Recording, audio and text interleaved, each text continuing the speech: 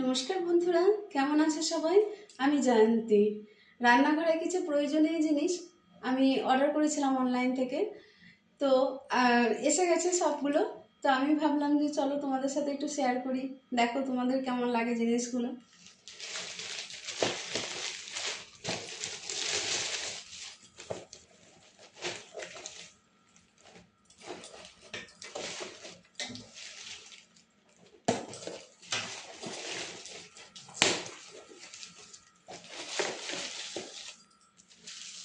তো এটা হচ্ছে ধোসা টার্নার।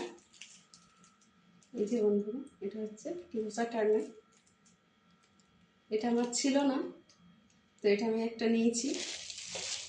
আর এর সঙ্গে এটা এটা কম্বো সেট ছিল। এই যে এটা মানে কি, ধোসা যখন আমরা দিই, ধোসা বা যে কোনো চিলা বানানোর সময় আমাদের আগেকার মারা তো সেই তাল পাতার দিয়ে ওটাকে গোল করে মানে স্প্রেড করতো, কিন্তু ওটা আমি পারিও না করতে। আর ওটা তাল পাতা এখন আমার কাছে নেই, আমাদের কাছে পাওয়া যায় না সাধারণত। তো এইটা এই দেখো, এটা এই এটা পুরো ফ্ল্যাট। তো এটা এইভাবে স্প্রেড করা যাবে, সেই জন্য আমি এটার সাথে এটা কম্বো ছিল, তো একসাথে আমি এটা নিয়েছি। তো এটা গেল একটা।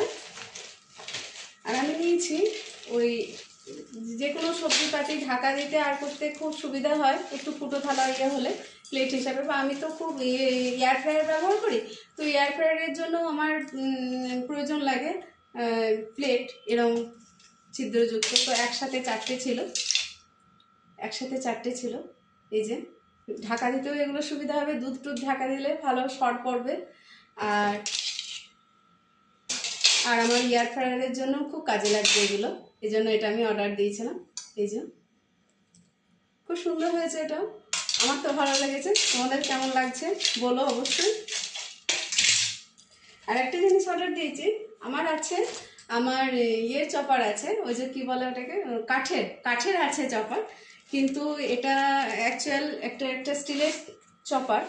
তো এটা চপার হিসেবেও কাজে লাগবে। আবার একটা যেটা যখন মানে আমরা যখন ইস্ট দিয়ে যে কোনো আটা মাখি, স্ট্রেচ করতে হয়, তখন আমি সাধারণত, আমার কাছে এটা ছিল না, তো আমি সাধারণত ওই কিচেন টপের ওপরে ওটাকে স্প্রেড করতাম, তো স্ট্রেচ করতাম আটাটাকে। তো এটা আমি কিনেছি। এটা একটা চপার বোর্ড হিসাবে কাজে লাগানো যাবে। আবার আমার যখন আমি যদি কোনো মানে ব্রেড বানাই বা সেরকম ডোনাটসগুলো যখন বানাই, তখন আমার এটা মানে আটাটাকে এখানে স্ট্রেচ করতে খুব মানে সুবিধাজনক হবে। কিচেন টপটাতে করতাম আগে, তো এখন এটাতে করতে পারবো।